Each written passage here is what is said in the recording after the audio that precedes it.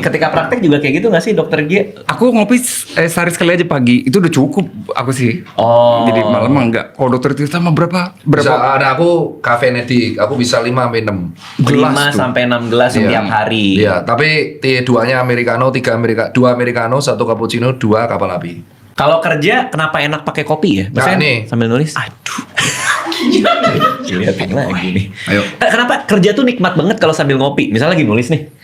Ngopi, fruit, diem dulu, nyium aromanya, nulis lagi. Kenapa begitu nikmat sih? Iya. Aduh. Lanjut ke dokter Iksan. Dibawa juga tuh tadi adenosin teman-teman. Dititipin. Sekalian. 1, Iya. 2, 3. Ya, dimulai. Ya, jadi teman-teman, jadi Bang Adit, intinya kalau misalkan kita ngopi, itu ada semacam zatnya lah di dalamnya yang membuat kita jadi semangat. Nah, zatnya akan dijelaskan oleh Dr. Gia. Wah, udah kita muter aja nih. Nanti ujungnya Tio yang jelasin. Ini yang namanya konsul di IGD kayak gitu. Oh, gimana tuh? Kalau di IGD gimana tuh? Jadi kalau kita nggak tahu, ya saya akan konsul ke dokter yang lebih tahu. Karena dokter jaga pasti ke kepala IGD. Kalau nggak tahu baru ke spesialisasi yang ditunjuk. atau tahu tapi mau lebih mastiin lagi. Tepat. Gimana dokter Gia? Kenapa kalau saya Tos nulis dulu bang. itu minum kopi itu lebih mantep gitu rasa kerjanya? Iya, jadi ada molekul namanya adenosin, ada namanya kafein. Nah, cara kerjanya minta tolong dokter Tirta boleh? Boleh sampai keluar nanti. Soalnya biasanya kalau di lapangan yang menjelaskan itu orang lapangan banget, Bang. Iya. Gimana tuh? Kok bisa 5 gelas itu gimana?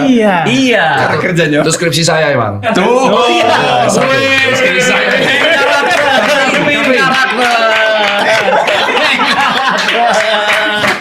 Ternyata dia yang punya penelitiannya.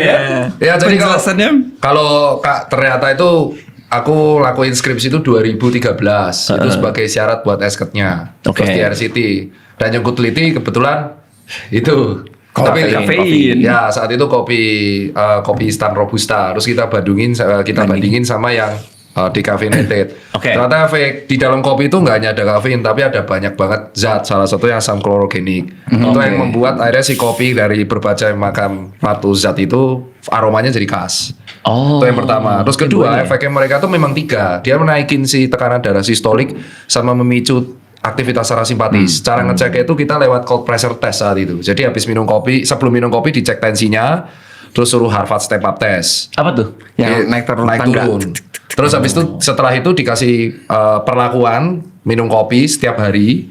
Terus akhirnya dicek lagi, ternyata ada peningkatan tekanan sistoliknya itu sekitar 7 sampai 8 dan itu tergantung dari kondisi masing-masing orang. Oke. Itulah alasan kenapa. Tapi kalau orang tersebut semakin sering minum kopi, itu terjadi toleransi. Betul. Oh. Jadi karena dia seringnya minum 1 gelas, akhirnya di penelitian tersebut yang aku lakuin di RCT itu dia titiknya setelah di bulan keberapa, karena itu hampir 8 bulan penelitiannya, di bulan ke-6 tensinya tuh jadi turun lagi. Artinya si tubuhnya sudah tolerance dengan kafeinnya. Oke. Itu reason akhirnya ketika si kopi tersebut di stop, dia jadi pusing kepalanya. Kayak withdrawal syndrome. ini. Ya dari situlah si kopi itu ternyata kalau dia minum sampai dari jurnal itu 5 espresso per hari, itu belum bisa menentukan beresiko apapun.